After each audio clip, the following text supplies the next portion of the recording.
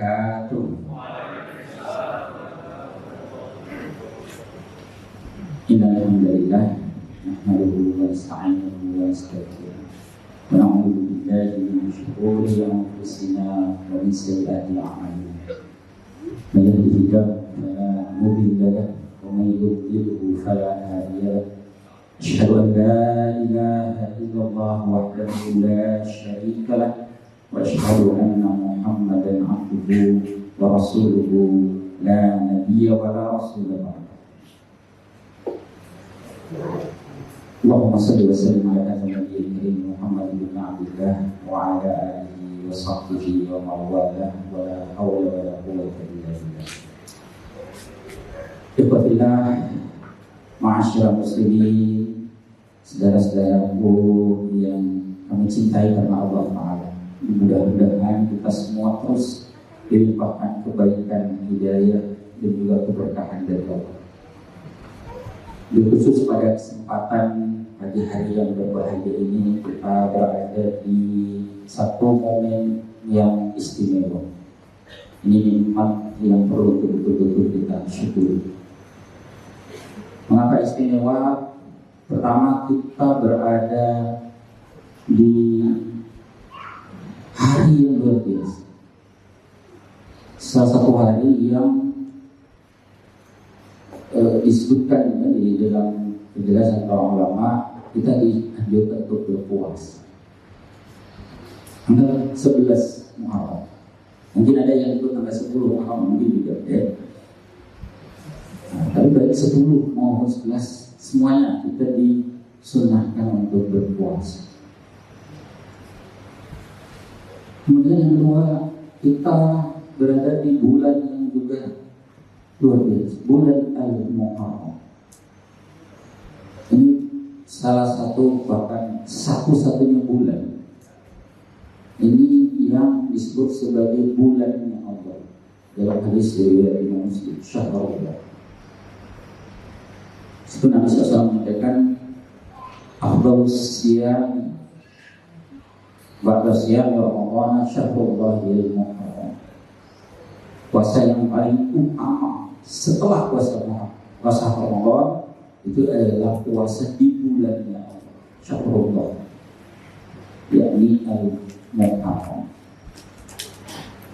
Al-Muharram ini juga menjadi salah satu dari bulan-bulan haram yang empat ya, sebutkan di dalam surat Taubah.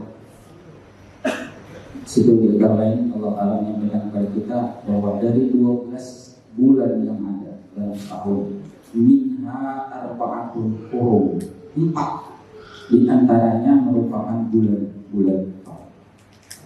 Apa saja 4 bulan haram itu? Dalam hadis yang diriwayatkan oleh Imam Muslim dari sahabat Abu Bakrah radhiyallahu anhu, itu beliau sallallahu alaihi wasallam merinci salasul mutawaliyat, 3 yang beriringan, berurut. Yang pertama adalah Zulqa'dah, bulan ke berapa? Zulqa'dah bulan ke berapa? 11. Ya. Kita umat Islam harus familiar dengan bulan Islam ini, di sejarah kita. Dan saya sering sampaikan, penanggalan Islam, penanggalan Hijriyah itu bukan semata teknis penetapan waktu, sistem penanggalan yang sifatnya urusan dunia, bukan. Penanggalan Islam itu sangat kental dengan aspek penerapan syariat. Jadi kalau kita bicara banyak syariat, itu akan banyak yang dihubungkan dengan penanggalan Islam. Kita bicara ibadah, kita bicara muamalah, kita berbicara munakahat, kita bicara jinayat, semua aspek syariat yang lain itu hubungannya dengan penanggalan Hijri. Saya beri contoh tentang penanggalan Hijri. Saya sering angkat contoh misalnya dalam perkara ibadah, urusan sholat misalnya. Salah satu syarat wajibnya seseorang itu sholat adalah dia sudah balik. Nah, balik itu ada kriteria non usia. Misalnya wanita sudah mengalami haid atau laki-laki mengalami mimpi basah. Tapi ada juga yang kaitannya dengan kriteria usia. Jadi dalam pandangan jumhur ulama itu 15 tahun. Seorang yang sudah berusia 15 tahun, kalau kita punya anak, meskipun dia perempuan belum haid atau laki-laki belum mimpi basah, tapi sudah berumur 15 tahun, itu sudah dihukumi balik. Nah, menghitung 15 tahun itu dari mana? Penanggalan Hijriyah. Maka saya sering pesan kepada bapak-bapak ya, yang sudah punya anak, yang belum punya anak juga berlaku lah ya. Yang sudah punya anak mesti tahu anaknya itu lahir tanggal berapa Hijriyah. Bukan hanya kenal tanggal Masehi. Nah, saya lahir 10 Maret sekian Ustaz. Penanggalan Hijriyah yang perlu. Penanggalan Masehi itu urusan duniawi umumnya, tidak berkaitan langsung dengan aspek ibadah itu. Tapi penanggalan Hijriyah itu erat kaitannya. Demikian pula misalnya kalau kita membaca hukum-hukum seputar zakat. Dalam pembahasan zakat itu ada aturan misalnya tentang haul. Di antara syarat zakat dikeluarkan dari harta kita adalah dia melewati haul 1 tahun kepemilikan di atas nisab. Nah, menghitung haul itu dengan penanggalan Hijriyah. Kalau hari ini tanggal 11 Muharram kita punya harta di atas nisab, mulai hari ini bertahan terus melewati setahun, maka tahun depan keluar zakatnya tanggal 11 Muharram. Bukan Julinya, bukan tanggal berapa sekarang? Tanggal 6 Juli kan? Ya, bukan tanggal. Jadi bukan tanggal 6 Juli tahun depan, tetapi 10 atau 11 Muharram tahun depan. Kemudian kalau kita bicara zakat, bicara haji, bicara termasuk aspek munakahat misalnya. Contoh di luar ibadah. Misalnya masalah pernikahan. Ada ketentuan misalnya hukum masa iddah. Masa iddah, kalau ada seorang wanita ditinggal mati oleh suaminya tidak dalam keadaan hamil, masa iddahnya berapa? Dalam surah Al-Baqarah disebutkan berapa? Yatarabbasna bi anfusihinna arba'ata ashhuri wa ashhar. Mereka menahan diri menjalani masa iddah selama 4 bulan 10 hari.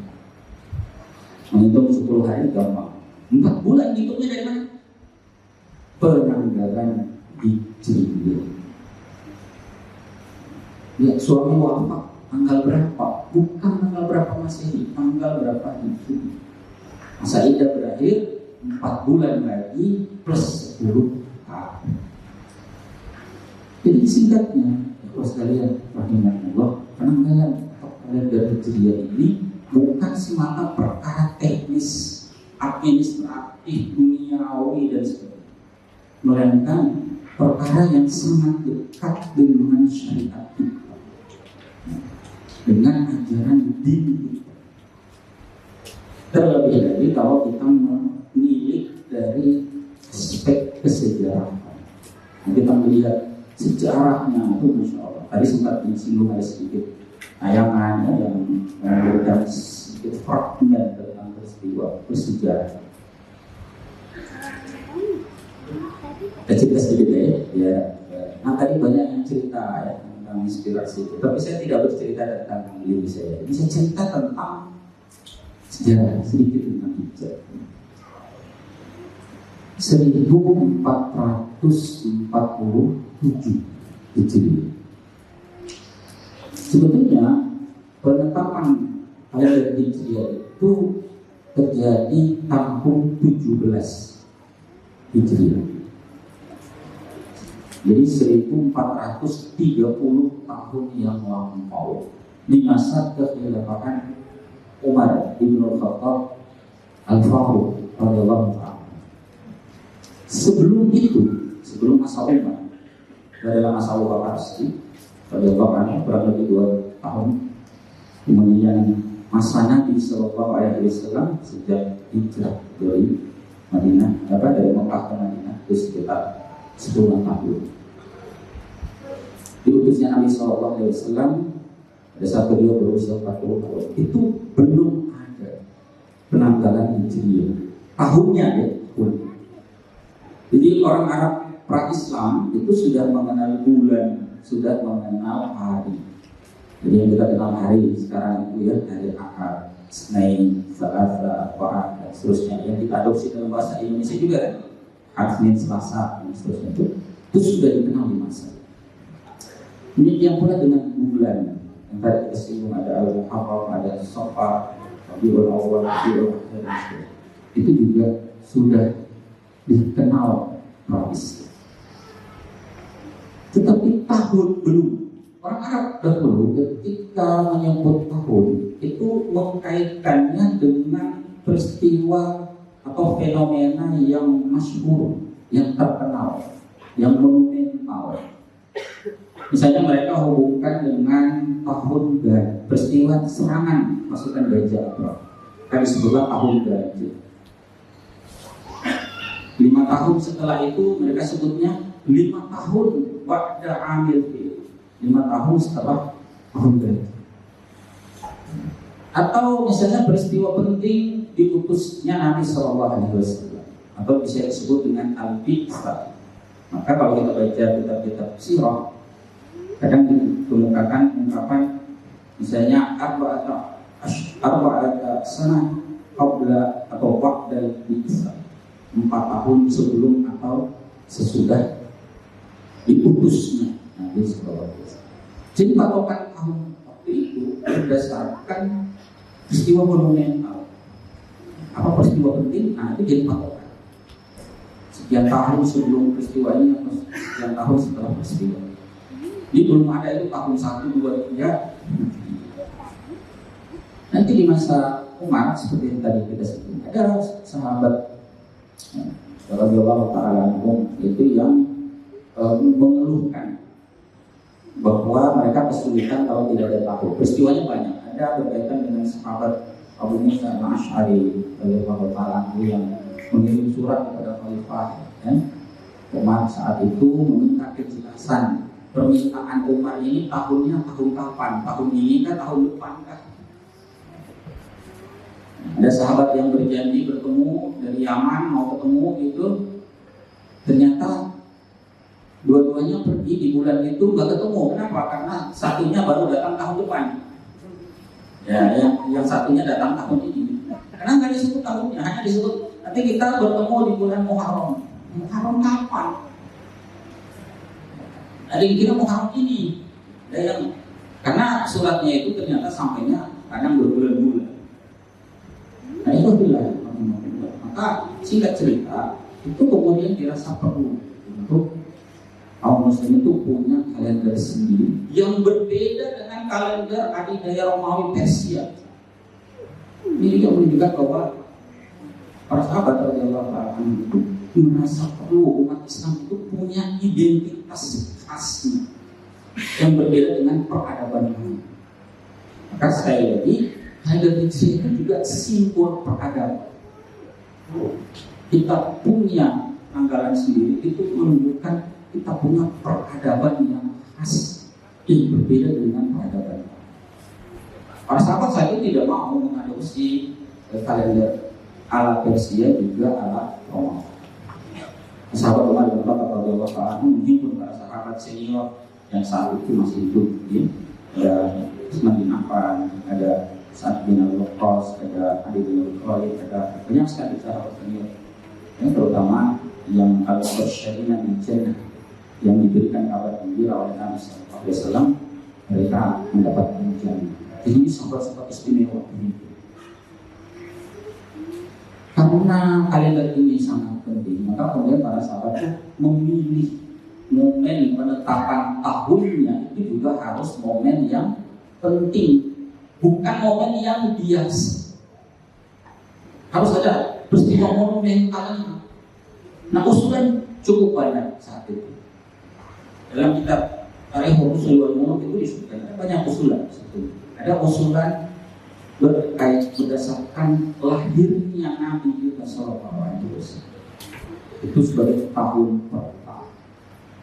Tapi usulan ini ditolak oleh sebagian sahabat dengan argumentasi itu nanti sangat mirip dengan kalender Nasrani yang menetapkan penanggalannya dari kelahiran dan Mesir. Usulan ini belum. Ada usulan berikutnya, kita pakai tahun di utusnya Nabi Sallallahu Alaihi Wasallam, mendapatkan wahyu pertama di Gua Hira. Itu peristiwa penting. Nah, peristiwa dapat wahyu itu titik balik ya dari beliau Sallallahu Alaihi Wasallam sebagai manusia biasa kemudian menjadi utusan Allah.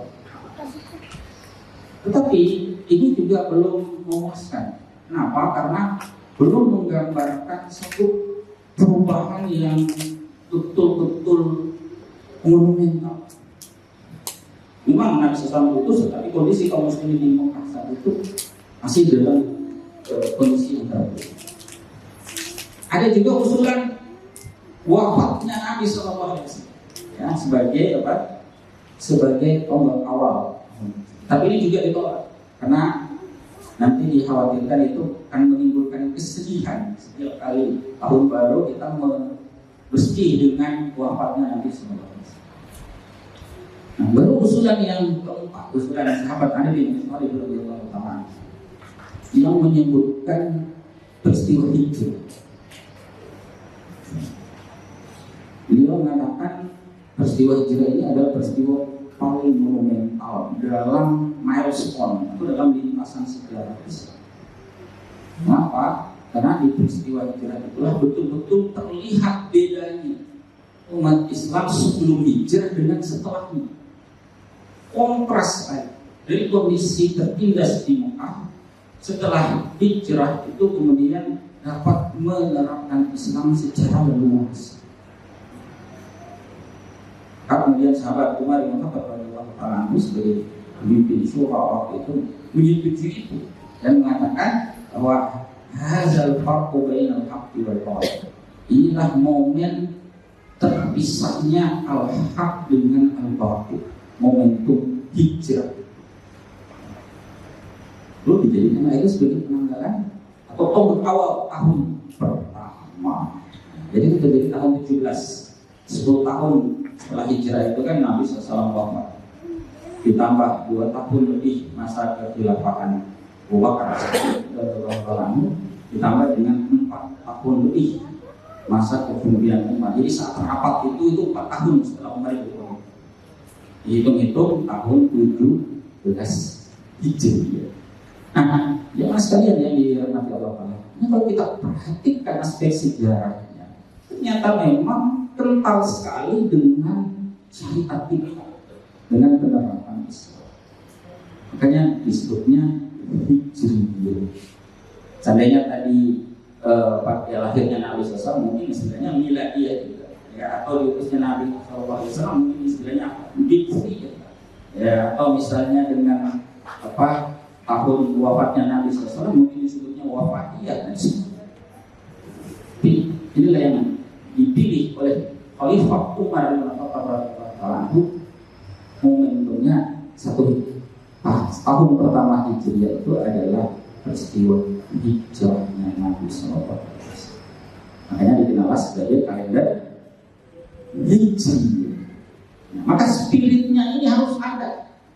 Jadi bukan sebatas kita lihat ini masalah penanggalan saja atau masalah penetapan waktu, kental sekali dengan aspek syariat.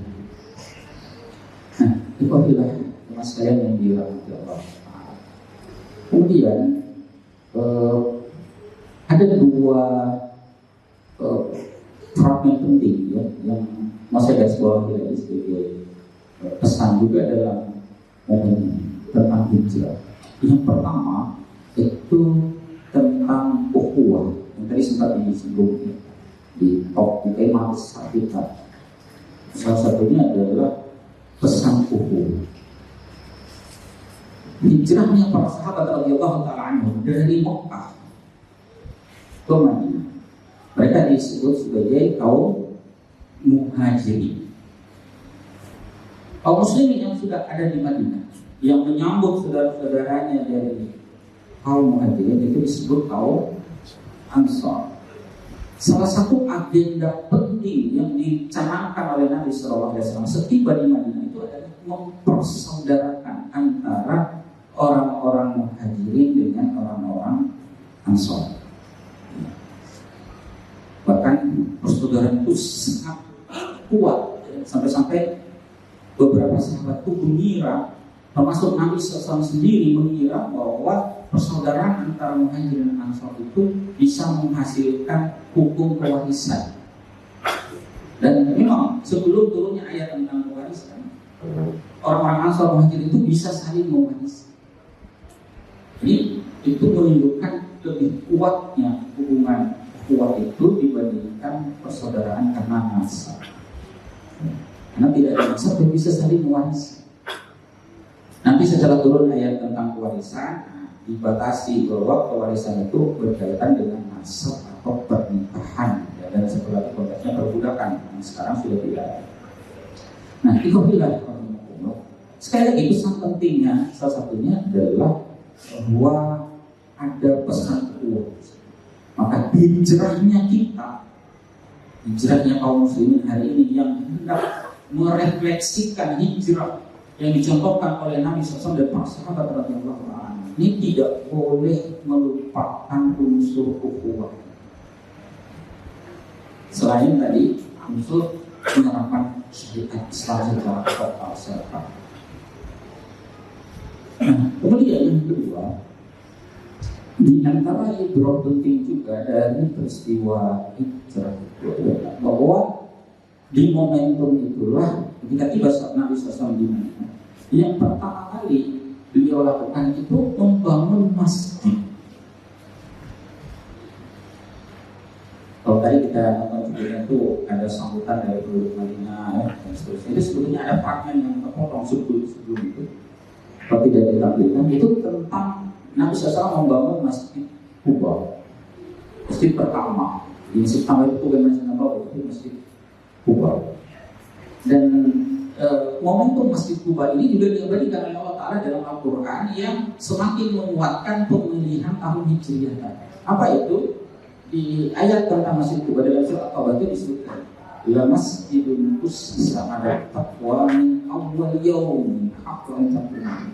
Wah, sungguh masjid pertama yang dibangun atas asas takwa di hari pertama. Ya, ungkapan min awal yaum yang merujuk kepada pembangunan masjid Quba ini juga menjadi penguat para sahabat radhiyallahu taala anhum semakin mantap memutuskan kalian dari hijriah kita itu berdasarkan peristiwa itu. Karena Al-Quran sendiri menyebutnya sebagai awal yaum, sebagai hari awal bermulanya ajaran peradaban Islam. Ini kita bicara Islam sebagai peradaban. Ya. Betul bahwa Nabi SAW itu sudah diutus di Mekah. Ada 12 tahun lebih di situ, mungkin 13 tahun. Tetapi untuk menyebut sebagai peradaban itu belum. Islam di Mekah masih didominasi oleh pengamalan yang sifatnya individu. Bahkan pengamalan individunya pun juga masih relatif terbatas karena dikuasai atau dikumpuli oleh orang musyrikin Quraisy. Syariat pun relatif terbatas, orang sholat, ya, orang puasa belum ada kewajiban puasa Ramadan saat itu. Jadi masih sholat itu 5 waktu itu pun belakangan setelah peristiwa Isra Mi'raj itu sudah hampir hijrah. Menjelang hijrahnya Nabi SAW. Jadi di awal peristiwa di Mekah itu kalaupun ada pengamalan ajaran Islam masih sangat terbatas yang lebih kepada pengamalan individu. Itu berbeda ketika Nabi SAW bersama para sahabat radhiyallahu taala anhum berhijrah ke Yasrib, kemudian berganti nama menjadi Al-Madinatul Munawwarah. Ada sejarahnya sebetulnya dari Yasrib menjadi Madinatul Rasul, kota Rasul. Ya, kemudian disingkat menjadi Al-Madinah saja. Lalu ada yang dikata sifat Al-Madinatul Munawwarah.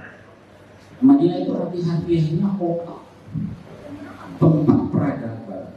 Makanya kita mungkin biasa dengar ada kajian istilahnya Hawarah dan Madaniyah. Kata Madaniyah itu berasal dari kata Madinah. Jadi Islam itu baru mewujud sebagai sebuah peradaban itu setelah hijrah. Sebagai sebuah peradaban dalam arti dia diterapkan sebagai sistem kehidupan, bukan hanya pengamalan person atau orang per orang, tapi sebagai aturan kehidupan. Dia mengatur hubungan kita dengan Allah Ta'ala, hubungan dengan sesama makhluk dan sebagainya. Nah, jadi sekali lagi hijrah ini menjadi momentum peradaban. Nah, jemaah sekalian rahimahullah. Tiga poin ini tidak boleh kita lupakan kalau berbicara tentang hijrah. Yang pertama tadi adalah bahwa hijrah kita itu dekat sekali, identik dengan syariat. Karena itu salah besar kalau ada orang menyatakan diri hijrah tapi tidak semakin teguh, tidak makin kokoh dengan syariat. Kemudian yang kedua, hijrah itu juga punya dimensi ukhuwah yang sangat kental. Karena itu tidak benar kalau ada orang menyatakan diri berhijrah tapi ukhuwahnya semakin rapuh. Justru dengan hijrah itu mestinya dia punya ukhuwah yang semakin kuat dengan sesama kaum muslimin. Empatinya, kepeduliannya pada sesama kaum muslimin itu semakin kokoh. Yang ketiga, hijrah itu juga identik dengan peradaban. Maka kalau kita bicara hijrah, tidak cukup kita berbicara hijrah itu dalam dimensi individu semata. Tetapi untuk merepresentasikan hijrah secara utuh, kita perlu memandang hijrah ini ya dalam konteks peradaban. Bahwa hijrah ini bukan sekedar kita dulunya orang yang banyak maksiat sekarang menjadi orang yang taat, itu alhamdulillah itu baik. Ya, itu juga bagian dari kebaikan. Tapi kita tidak mencukupkan diri pada kesolehan individu. Hijrah itu punya dimensi yang lebih luas, dimensi peradaban. Kalau istilahnya Ustaz Fatihah itu ada istilah manusia setengah hijrah. Setengah hijrah itu gimana ya? Hijrah tapi konteksnya individu. Yang dulunya banyak meninggalkan sholat, sekarang menjaga sholat. Tapi belum begitu peduli tetangganya sholat apa enggak, dia nggak begitu urus. Yang penting saya dulu. Yang dulunya puasanya bolong-bolong, alhamdulillah sekarang sudah utuh, tidak pernah bolong lagi. Tapi masih tidak peduli dengan saudaranya yang bukan hanya tidak puasa tapi mampu-mampukan. Kita ingin bahwa hijrah ini tidak lagi kita maknai setengah, tapi lebih lengkap dari itu. Hijrah itu juga punya dimensi peradaban. Meniscayakan manusia hijrah itu adalah sosok yang juga terlibat besar, terlibat secara aktif, secara luas dalam membangun peradaban Islam.